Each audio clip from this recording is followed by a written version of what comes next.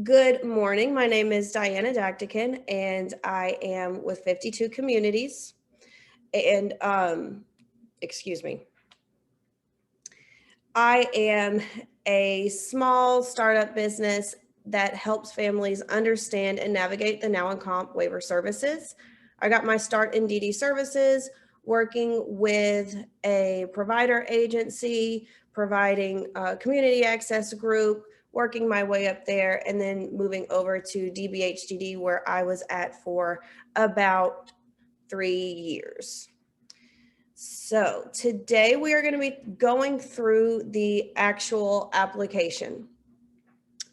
If you have any questions regarding the Now and Comp waiver basics as a whole, I will definitely cover those at the end. But today we're going to focus on the actual steps of the application. So you should be able to see my screen. And this is where we're going to find our application for Now and Comp waiver services. The agency or affiliate, if you will, that you're going to provide or complete the application through is called the Georgia Collaborative. And there you're going to fill out your application, and it's going to be submitted to the Department of Behavioral Health and Developmental Disabilities, DBHDD.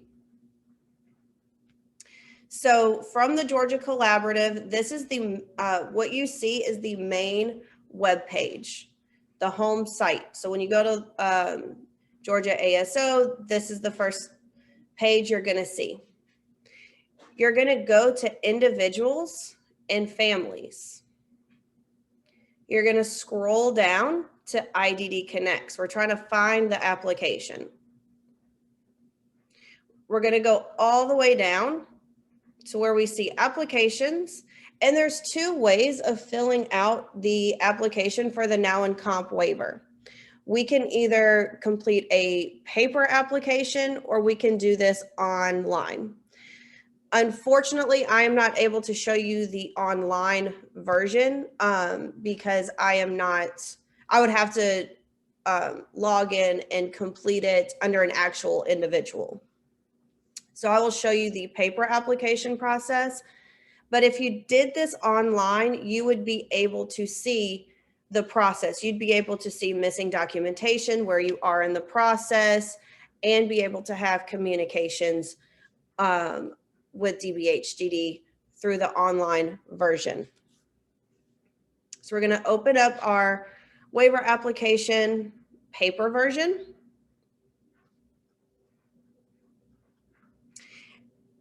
And the first place we're going to start is with personal details. I have gotten a lot of questions regarding whose name goes here.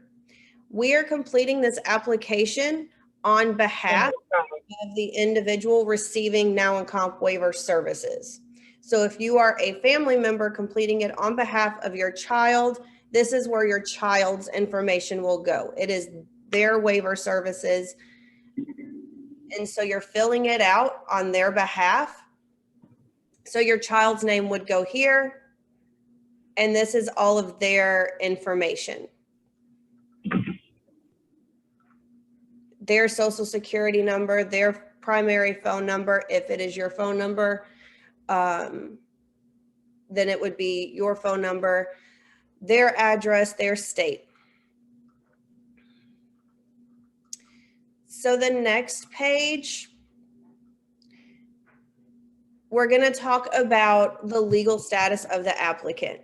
If they are a minor, you are filling it out as their legal guardian. You do not have to have any additional paperwork to show that you are the legal guardian of a minor.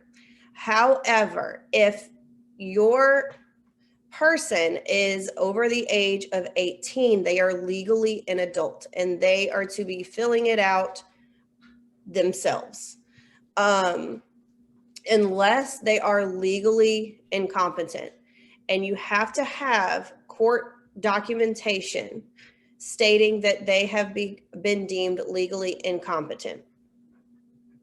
A little side note regarding legal guardianship: it is not transferable state to state.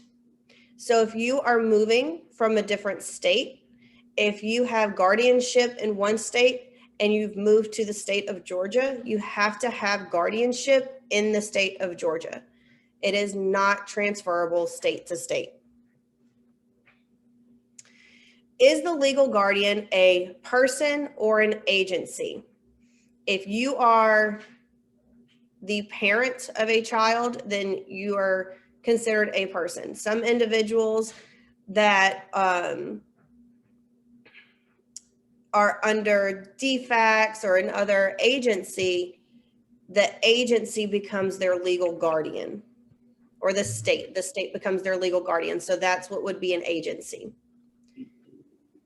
This is where you're going to fill out your information, legal guardian information. Again, if you're a minor, you do not have to show paperwork. If you have an adult over the age of 18 and there is no legal guardianship paperwork on file, you would leave this blank because they do not have a legal guardian.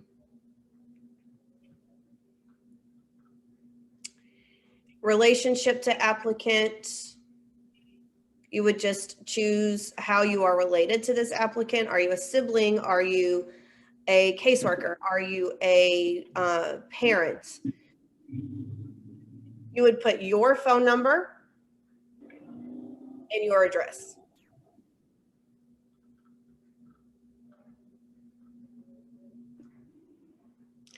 Communication. Again, we are filling this out on behalf of the individual. So English proficiency. Does the individual speak English well, not well at all, refuse to answer, preferred language, and what type of communication does the applicant utilize? Is the applicant deaf or hard of hearing, or are they nonverbal and they utilize ASL? You would indicate this here. And then their preferred mode of communication. Are they visually impaired? That's pretty self-explanatory. Okay. Does the applicant have a confirmed intellectual and developmental disability or developmental disability? In order to receive a now and comp waiver service, you have to have a diagnosed developmental disability. Mm-hmm. For some individuals, this may not apply here to this group, but for some individuals that are older, there's a lot of records that either get destroyed, not maintained well, so it's hard to find those diagnoses. DBHDD does have to have that medical record on file.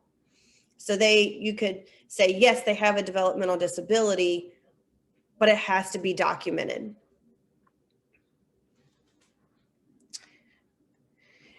So referral source. There's a lot of different agencies that will refer you to the now and comp waiver services. School can refer you, private insurances, other therapeutic services, families. You would just indicate here where you are referred from for the now and comp waiver service. And if you don't see any boxes here that match, you would just select other. Applicant's monthly gross income. This is not the family's income. This is not mom and dad's income. This is the individual's income. So if they're receiving SSDI funds, this is where that would go. And just a quick side note regarding the income, now and comp waiver services are not financially based.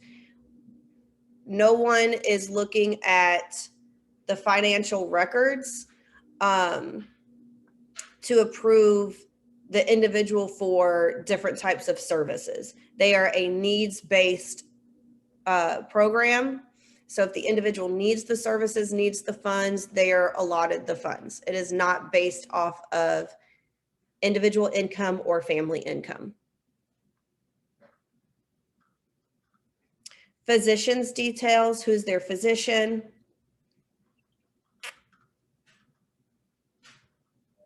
Okay, supporting documentation. As we see, any red asterisk is a must-have. Birth certificate, Medicaid and Medicare. Individuals have to be approved through Medicaid in order to receive now and comp waiver services. They have to be deemed eligible through Medicaid before they can be deemed eligible for now and comp waiver. Psychological evaluation, school IEP report, and social security card and security benefits letter. All of these, again, have to be submitted with the application. When it comes to psychological evaluations, we want to make sure that the evaluation is signed and dated by the diagnosing physician. Applications will get kicked back if the psych eval does not have a date and does not have a doctor's signature.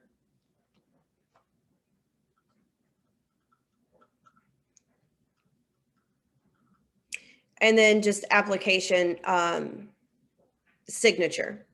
And here you see, are you the applicant, the guardian, family member, or other?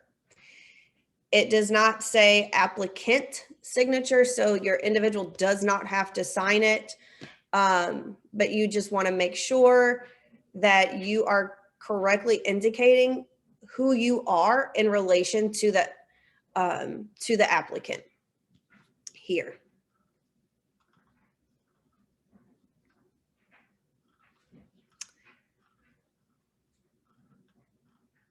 These applications can be mailed to your local DBHDD regional field office. There are 6 DBHDD regional field offices in the state of Georgia.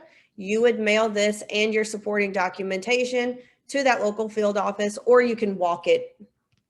You can walk it in. But I would call or email first before you walked it in, but you can mail it to your local DBHDD regional field office after it's been completed.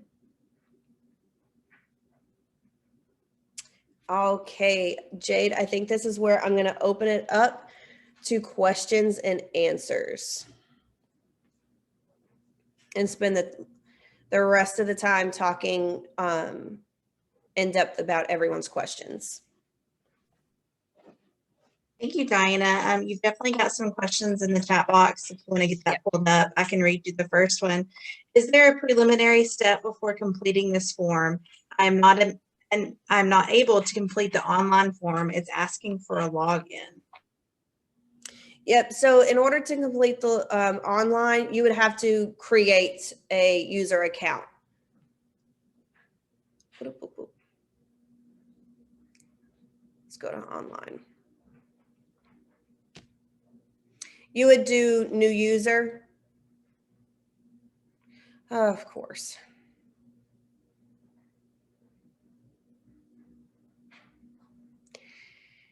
It's not the friendliest system, I'm going to be honest. But you could go here to new user. Are there any preliminary? No. Be mindful that now and comp waiver services are reserved for individuals 21 years and older.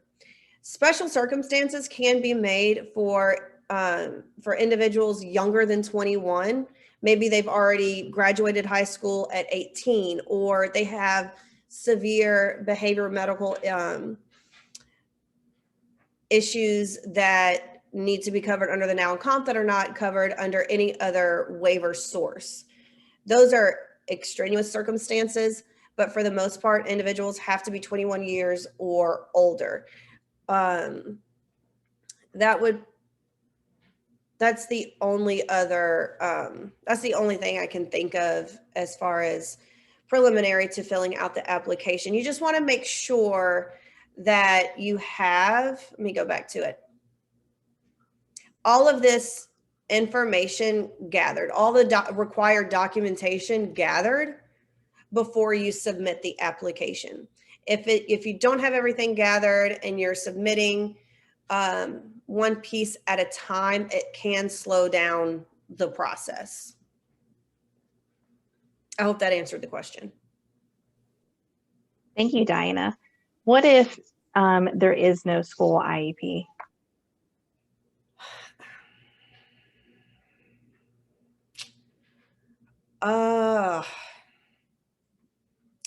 Contact your regional DBHDD field office. And are we, I don't want to get too specific just because I want to be courteous of the individual's private information. If for whatever reason there's not a school IEP and they are old enough to have been in school, contact the local DBHDD field office to see if they will give an allowance not to have that documentation. That would be a case-by-case situation. Great. Next question. For the documents, do you need original copies?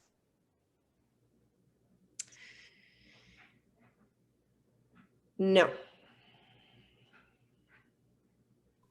Great. Next question. Will they accept the school psych evaluation completed by the public school psychologist?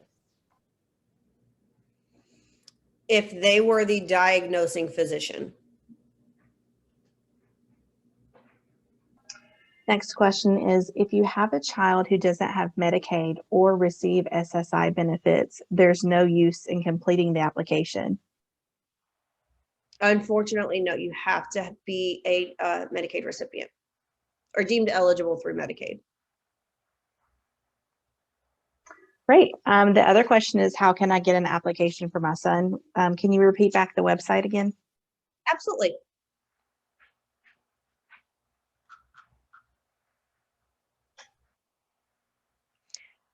GeorgiaCollaborative.com. Georgia spelled out. Thank you. Is there a place where you can check to see if you were already on the waiting list? You can call your local DBHDD regional field office and speak to an intake coordinator. And they'll be able to pull up the files. Perfect. The next part of that question is, we applied for the Now Comp 17 years ago. Are we still on the waiting list, or should we go ahead and reapply? Our son is now over 21.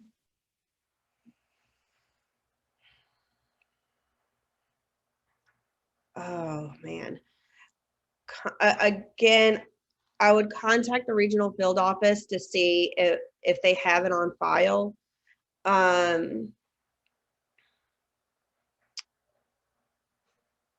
And ask them specifically if they want you to reapply.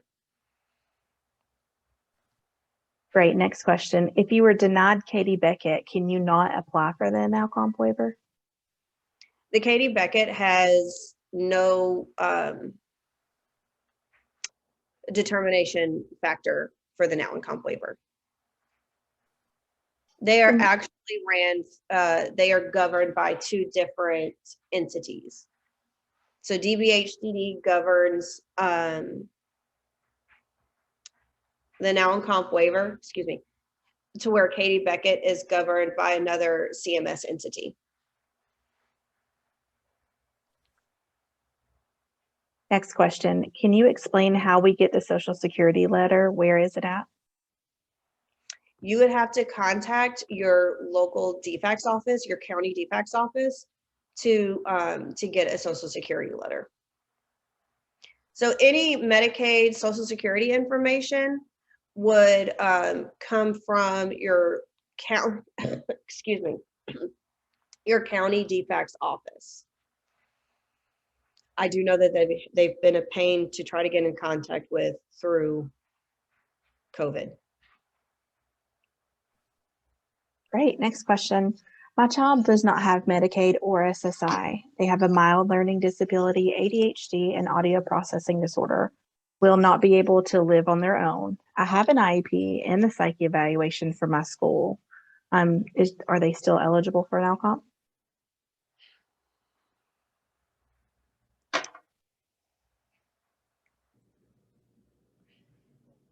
My guttural response is no.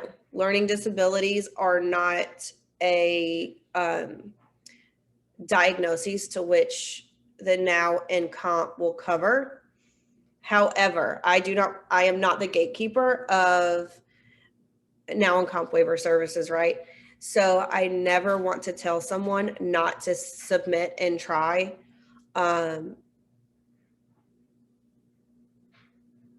But historically, no, ADHD is not a diagnosable condition that qualifies an individual for the now and comp waiver. However, please try. Please try. It says Medicaid under supporting documents. Is that just where they want a copy of the Medicaid card? No. This is individuals, right?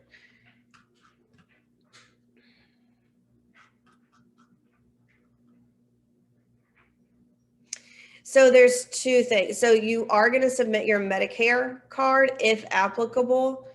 Medicaid should be more of a written document, like an approval Medicaid letter. Thank you, Dinah. What if your child is homeschooled? I'm sorry, Jade, really quickly. Okay. I'm going to highlight this right here as part of the Medicaid information. So I'll just read it. If the applicant does not have a Social Security card, Medicaid, or Medicare, documentation of lawful presence can include a birth certificate or unexpired permanent resident card. A description of documentation of lawful presence can be found at www.mmis.georgia.gov. To access this information, please point to the provider information menu and select provider manuals. The criteria can be found in the comprehensive. I will show you this really quickly. So let's go to mmis.georgia.gov. We're going to go to provider information, provider manuals. And this is a little bit more cumbersome, but any application information and eligibility criteria is going to be found here. Comprehensive Supports Waiver Program and now a New Options Waiver Program. So now and comp stands for Comprehensive Supports and New Options Waiver. We can pull that manual, and here's going to be the policies and procedures regarding eligibility criteria. So please feel free. This is public information. Pull the document. It, like I said, it can be cumbersome to read through, but it will give you all of the information that you could possibly need. This is my holy grail. So I'll go down here to eligibility, participant eligibility criteria.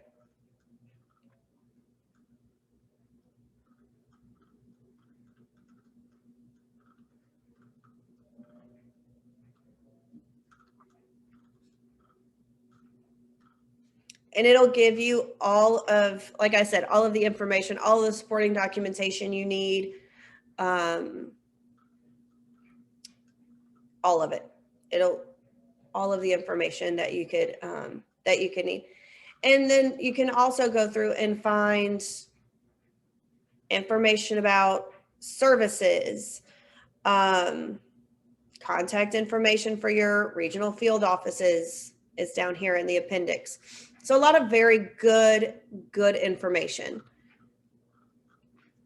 Okay, Jade, I'm so sorry. Go ahead with the other question. Yes, I think the next question is a question. It says homeschooled.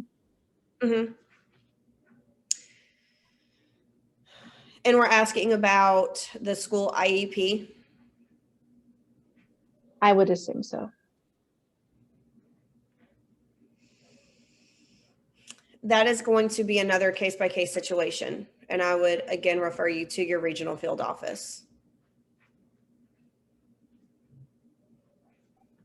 to see what educational documentation is needed for homeschooled students. Thanks, Diane. The next question is, my son was found to be pre-eligible for the Now Comp waiver back in 2019. Does this mean I should reapply?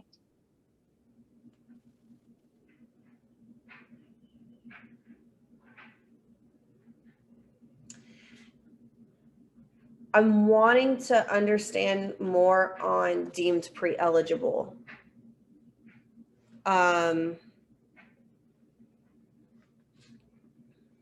Pre-eligible in which way?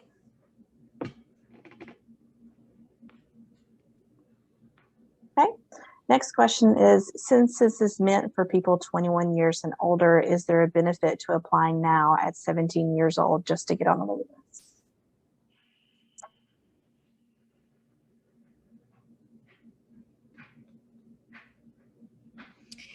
I think that depends on, one, are we aging out of school at 21?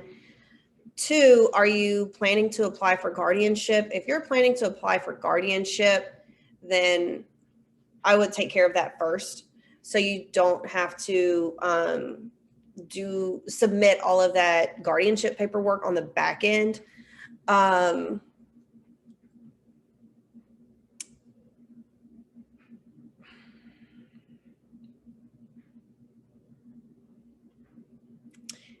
I would go through the guardianship process first, if that is what is going to take place. Other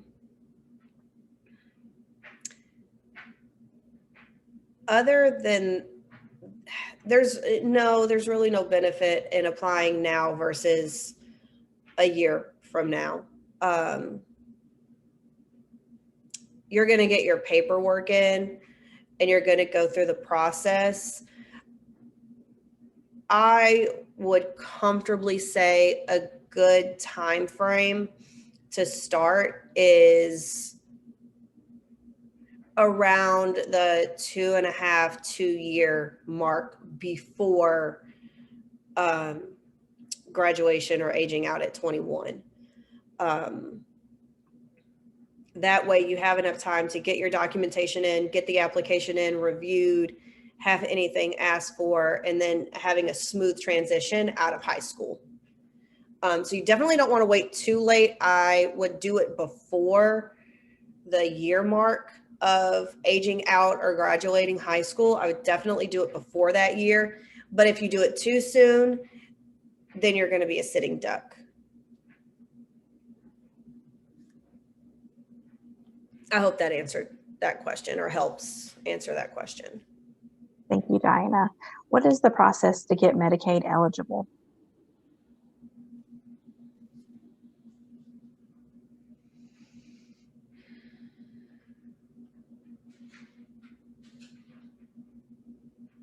I'm going to see if I can pull it up.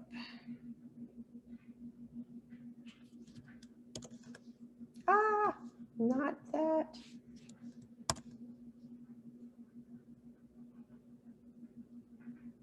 Let me go back here.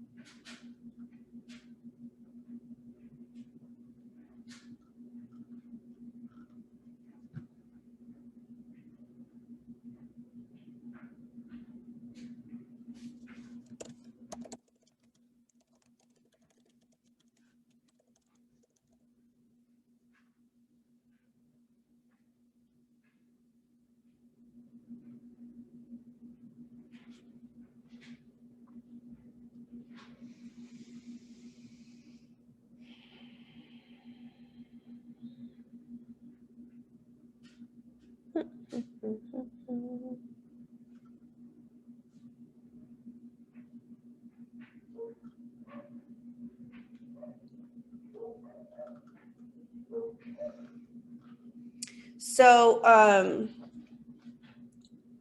I just went to the Georgia Department of Community Health. Let me backtrack that for a second and walk through. Under programs, go to Medicaid. And this is where you're going to find all services listed under Medicaid.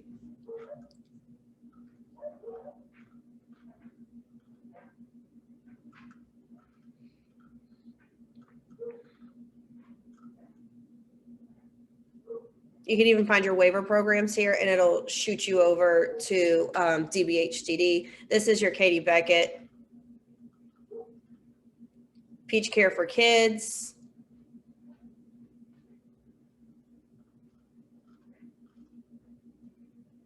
So it's going to be in here. Let's see.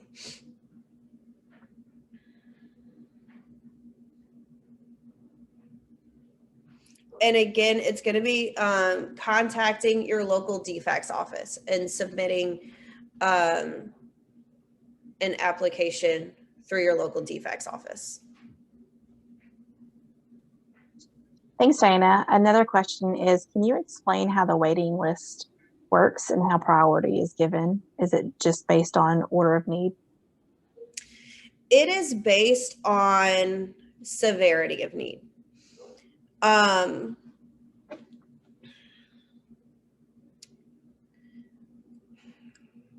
Trying to explain, I want to explain this delicately, if you will. So I think a lot, instinctually, you would think you go on a waiting list and you tick up. Every person that comes off, you move up a row. Every person that comes off, you move up a row. For the now and comp waiver services, it is not like that. It is high intensity, most in need first. So for example, if we have an individual that is coming into services and they are risking homelessness, or they have severe nursing needs that meet the criteria for hospitalization, that application will get a higher priority than an individual that needs some, say, supportive employment supports. They need help with employment acquisition and employment retaining. That is how the wait list works as far as who gets an hour comp waiver over another individual first. It is based off of severity of need. Thanks, Diana. We have about 35 other questions, but I'm hoping you can answer just a few more. Yeah, absolutely. We have 2 psych evals, one by the school and one by a separate psychologist, but neither are from a diagnosing physician. Do we need a whole new one with a diagnosing physician? Is the psych, so my question is whether or not the diagnosis is in the psych eval and in this in the school eval. And I'm assuming that the psych eval was not the diagnosing physician. And if that's the case,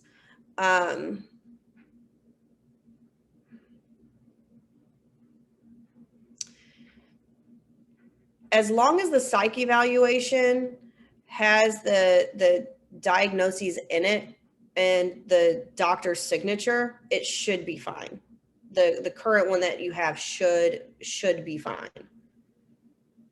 High emphasis. It does not have a doctor's signature on it. It will need a doctor's signature on it. Can I take the school psych eval to the doctor and have them sign it, or does the doctor have to do a whole new one?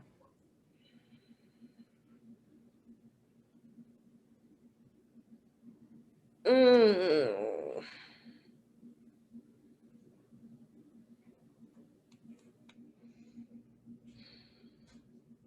A doctor won't sign. I'm just gonna jump in and say to that parent, being that I'm a nurse, the doctor won't sign the school's eval from their assessment. Yeah, and that was my guttural reaction also. That you're gonna have to have the evaluation from the psychologist, and they are gonna have to sign their own documentation with the diagnoses in it. Thanks, Diana. Next I know- question is, oh, I'm sorry, sorry. go ahead. Want to make anyone do more work because I know it's so hard or can be tough getting all of the documentation needed. But in some of these instances, when in doubt, go ahead and take that extra step and do that extra legwork of getting the documentation that is the most accurate to what is needed.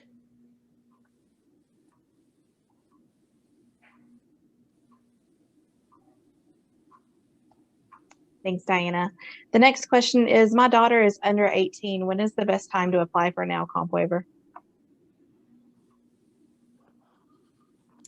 Closer to when she's ready to transition out of high school. Again, don't wait too late. Don't wait till you have a year left. Just because the process, you want it to be a smooth transition out. But if you apply too early, you're going to be a sitting duck on a waiting list. I would say if you're depending on when they are graduating, that sweet spot is going to be between 3 and 2 years prior to graduation for starting the process. Thanks, Diana. We'll take just 2 more questions. What if they have a 504 plan?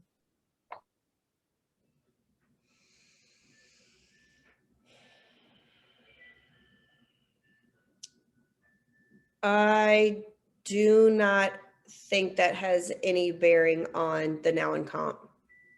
Pretty sure it doesn't. Okay.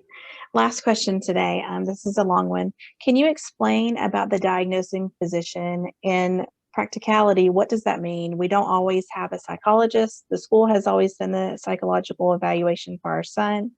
The public psychologist has I'm assuming that's never been willing to access, because between him being nonverbal and MOID, they say that they are not qualified to assess.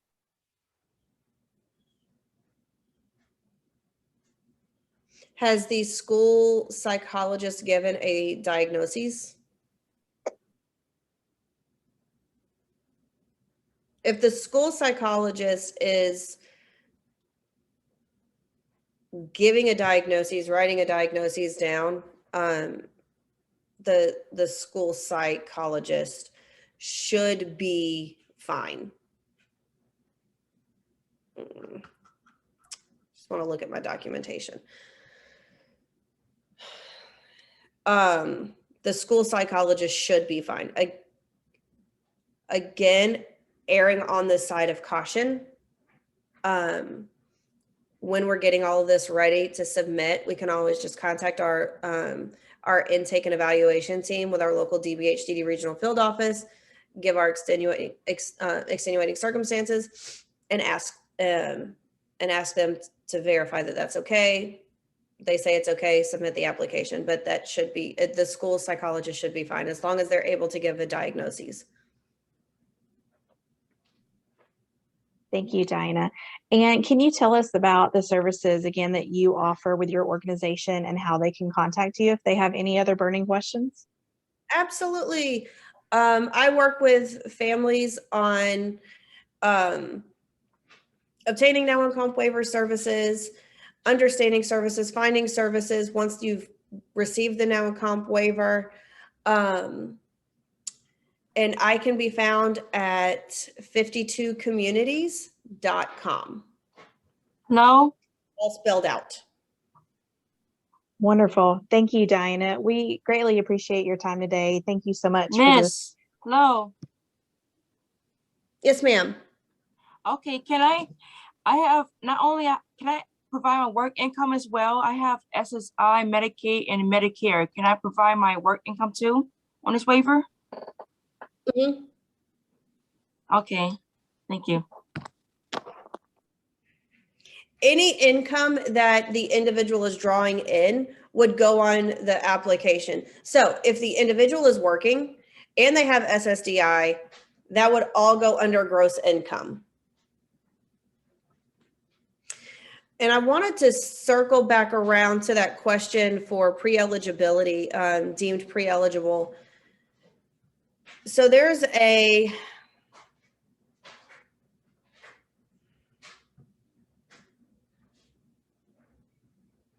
I'm going to share this right here. This is a prior,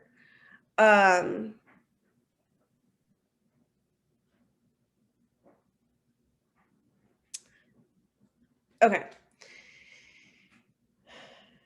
This is what we did in, Jade, was January, February?